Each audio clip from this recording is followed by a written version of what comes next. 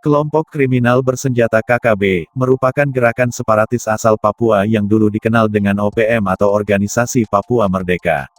Kelompok ini memiliki misi untuk merdeka dan memisahkan diri dari NKRI.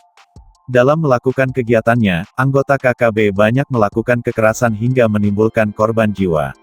Sampai detik ini, sudah banyak pasukan-pasukan elit yang diterjunkan untuk mengincar KKB. 1.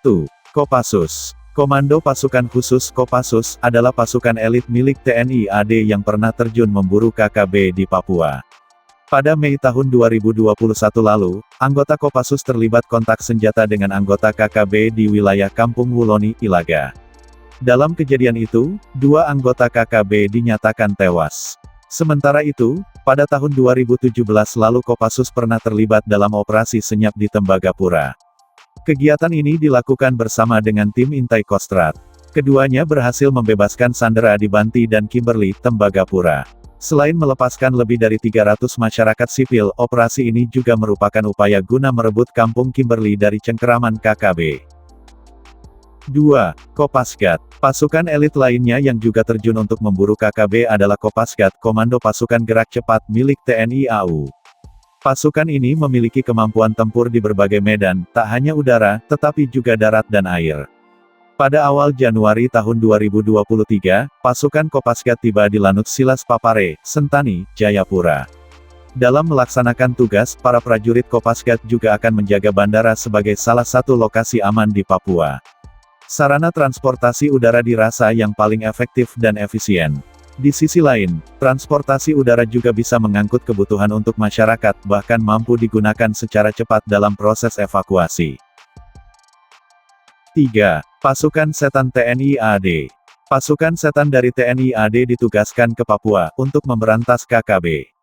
Melansir inews.id, pasukan ini adalah nama lain dari Yonif 315, Garuda. Tiba di Papua pada Juni tahun 2021, prajurit pasukan setan dengan jumlah 108 personel itu menggantikan Yonif 756 WMS sebagai Satgas Pengamanan Daerah Rawan (Pamrahwan) dari KKB. Setelah menginjakan kaki di Papua, para prajurit langsung menjalani berbagai pengecekan sambil menunggu pemberangkatan ke lokasi tugas di Kabupaten Asmat dan Mapi. Bukan pasukan sembarangan, Yonif 315, Garuda adalah pasukan elite dengan berbagai kemampuan dalam melaksanakan operasi militer perang.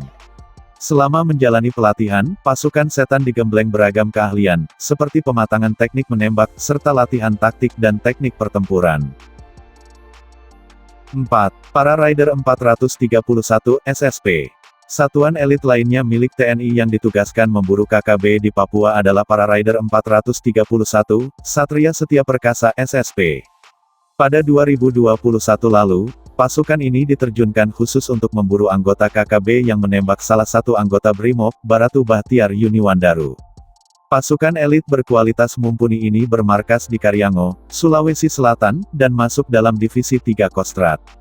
Selain di Papua, para Rider 431, SSP juga pernah mendapat amanat untuk bertugas di Irian Jaya Timor Timor, dan Operasi Aceh tahun 2002 sampai 2003.